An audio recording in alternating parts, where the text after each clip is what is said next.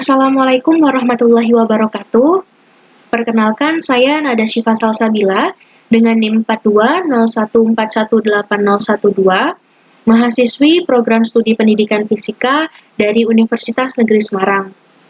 Pada kesempatan kali ini, saya akan menjelaskan mengenai validitas dan reliabilitas. Tugas ini saya susun untuk memenuhi tugas mata kuliah pengembangan instrumen yang diampu oleh Ibu Dr. Eliana Wati, MSI. Baiklah, yang pertama kita akan membahas mengenai definisi validitas. Nah, sebelumnya saya sudah melakukan review terhadap beberapa artikel, sehingga di sini saya sudah memperoleh 4 definisi validitas menurut para ahli. Yang pertama, yaitu menurut Mujianto Solihin pada tahun 2017, validitas merupakan derajat kesesuaian hasil penelitian dengan keadaan sebenarnya, atau sejauh mana hasil penelitian itu menggambarkan keadaan yang sebenarnya. Sedangkan menurut Bastaman Sasmito Aji dan M.E. Winarno, validitas merupakan suatu ukuran yang menunjukkan tingkat-tingkat kevalidan atau kesohihan suatu instrumen. Sedangkan menurut Endang Mulyati Ningsih pada tahun 2012, validitas didefinisikan sebagai istilah untuk memberikan arti benar pada seperangkat alat yang mampu mengukur apa yang seharusnya diukur itu tepat.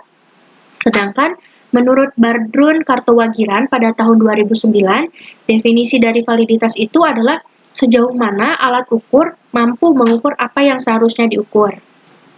Jadi, dari keempat definisi tersebut dapat saya simpulkan bahwa validitas merupakan ketepatan akan interpretasi dan penggunaan hasil suatu pengukuran.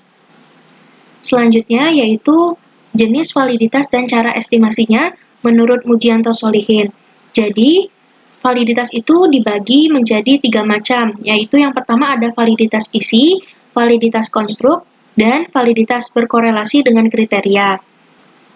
Yang pertama merupakan validitas isi atau content validity, yang artinya adalah validitas yang diestimasi melalui pengujian isi tes dengan analisis secara rasional. Valid tidaknya suatu tes itu adalah sampai sejauh mana item-itemnya itu dapat mencakup seluruh kawasan variabel yang hendak kita ukur. Nah, estimasi terhadap validitas isi ini tidak memerlukan perhitungan statistik apapun, tapi hanya melalui analisis secara rasional.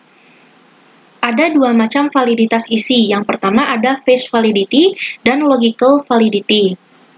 Face validity atau validitas tampang adalah suatu tes dipandang valid apabila item-item tes tersebut telah tampak sesuai dengan variabel yang hendak kita ukur. Dan yang kedua, logical validity atau validitas logik atau validitas sampling merupakan valid atau tidaknya suatu tes atau alat ukur itu tergantung pada sejauh mana item-item tes itu mencerminkan atau merepresentasikan aspek-aspek yang akan kita ukur. Nah, oleh karena estimasi terhadap validitas isi ini tidak menggunakan perhitungan statistika, maka validitas isi ini dianalisis hanya menggunakan konsistensi internal, biasanya digunakan teknik korelasi. Dipilihnya penggunaan face validity adalah untuk kebutuhan praktis seperti soal ujian, sedangkan penggunaan logical validity itu menggunakan variabel yang dibatasi secara jelas, tegas, dan konkret. Selanjutnya ada validitas konstruk. Konstruk validity merupakan jenis validitas yang menunjukkan sampai sejauh mana suatu tes mampu mengukur suatu trait ataupun konstruk teoritis atau yang kita sebut dengan latent variable yang hendak kita ukur. Atau dengan kata lain, variabel konstruk merupakan sejauh mana skor-skor hasil pengukuran dari suatu instrumen itu dapat merefleksikan konstruksi teoritis yang mendasari penyusunan instrumen tersebut. Validitas konstruk ini biasanya diestimasi melalui indikatornya atau kita sebut dengan observed variable. Dan kemudian dianalisis dengan statistika yang rumit, yaitu analisis faktor ataupun bisa menggunakan SPSS atau Structure Equation Model. Dan yang ketiga ada validitas berkorelasi dengan kriteria. Suatu tes dipandang valid apabila skor tes tersebut memiliki korelasi dengan skor dari suatu kriterium atau tes lain, namun mengungkap hal yang sama dan berada di luar tes. Untuk mengetahui apakah antara skor tes dengan skor kriterium itu memiliki korelasi, biasanya digunakan analisis statistik. Berdasar atas kapan skor kriterianya itu diperoleh, maka validitas berkorelasi dengan kriteria ini dibagi menjadi dua macam, yaitu yang pertama ada validitas prediktif dan validitas kongruen. Validitas prediktif merupakan jenis validitas yang menggunakan kriterium berupa skor performansi subjek di waktu mendatang. Validitas prediktif ini gunanya sangat penting untuk memprediksi atau meramalkan.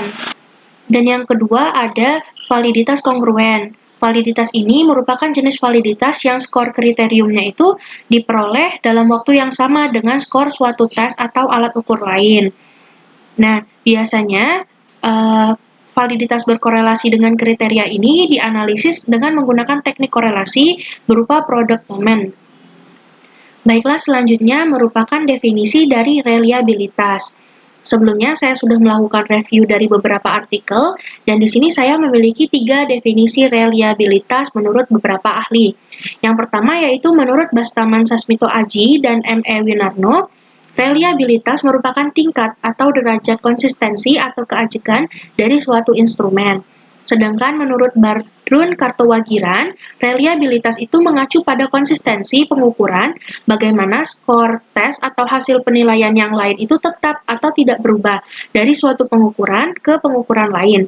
Sedangkan menurut Endang Mulyatiningsih, reliabilitas itu didefinisikan sebagai keterikatan, ketergantungan, ketetapan, ataupun keajekan hasil pengukuran.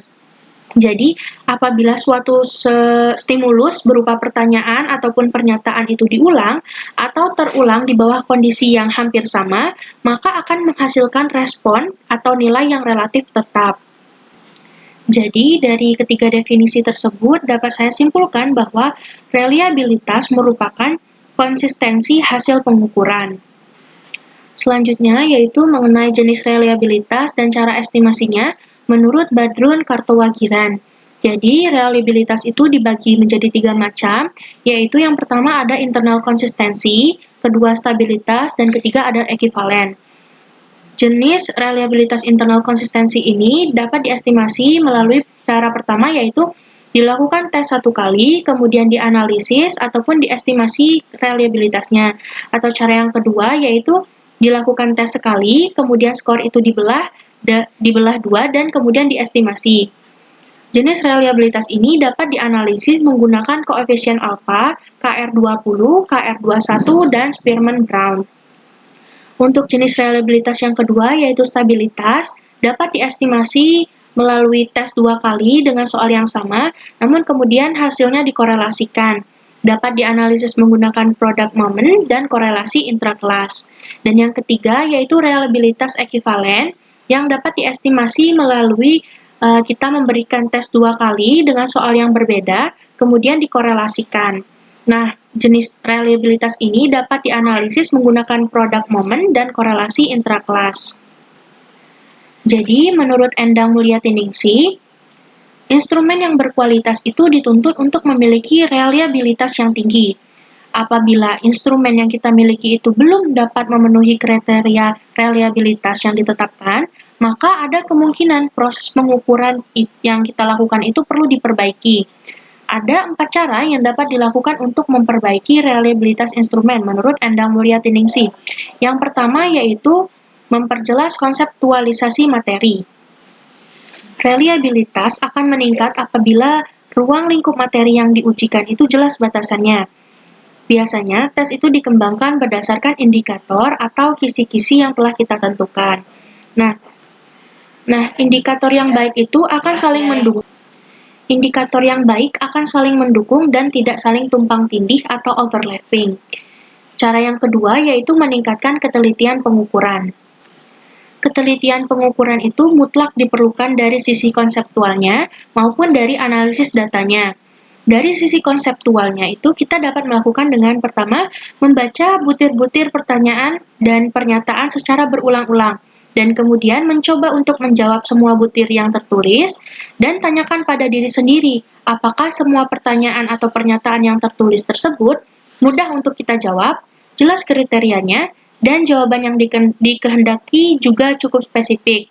Kemudian dari sisi analisis data, kita dapat melakukan dengan meneliti data dengan seksama, karena kesalahan pengukuran dan kesalahan entry atau memasukkan data ke dalam komputer dapat menyebabkan kesalahan hasil analisis data yang cukup fatal. Cara yang ketiga yaitu menggunakan indikator ganda, sebab dua atau lebih indikator dalam satu variabel akan lebih baik daripada hanya menggunakan satu indikator saja. Indikator ganda akan membawa peneliti untuk memahami isi dan konsep secara luas. Butir-butir instrumen itu lebih mudah dikembangkan apabila jumlah indikator yang kita gunakan itu cukup banyak. Hasil pengukuran juga cenderung lebih stabil pada instrumen yang lebih banyak butirnya. Jumlah butir yang cukup banyak lebih mudah untuk kita atur karena pada saat hasil pengisian kurang bagus pada salah satu butir, maka butir tersebut dapat kita buang tanpa mengurangi isi karena sudah terwakili oleh butir-butir lainnya. Cara yang keempat, kita dapat menggunakan uji coba tes. Di sini kita dapat menggunakan pre-test, pilot studies, atau tryout, atau uji coba dan replikasi. Nah, reliabilitas itu dapat ditingkatkan dengan menggunakan 2 kali pengukuran.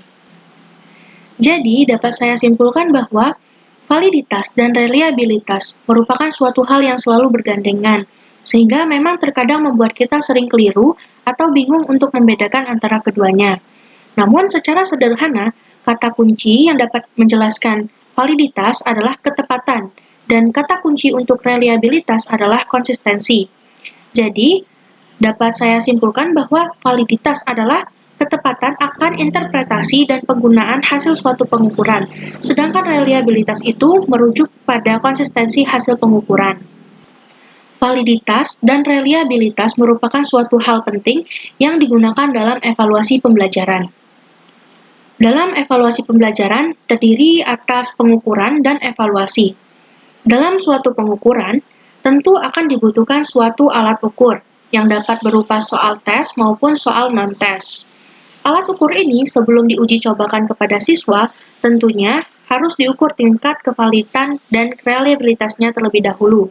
Hal ini berguna agar dalam pengambilan data dan evaluasi pembelajaran tidak menghasilkan hasil yang buruk.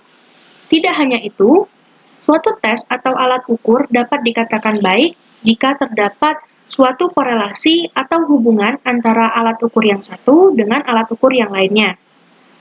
Atau dengan kata lain, alat ukur yang kita miliki itu memiliki pembanding dengan alat ukur lain. Pembandingan ini bisa dilakukan dengan menggunakan teknik korelasi product moment. Baiklah, mungkin hanya itu saja yang dapat saya sampaikan mengenai validitas dan reliabilitas. Lebih kurangnya saya mohon maaf, saya akhiri. Wabillahi taufiq wal hidayah. Wassalamualaikum warahmatullahi wabarakatuh.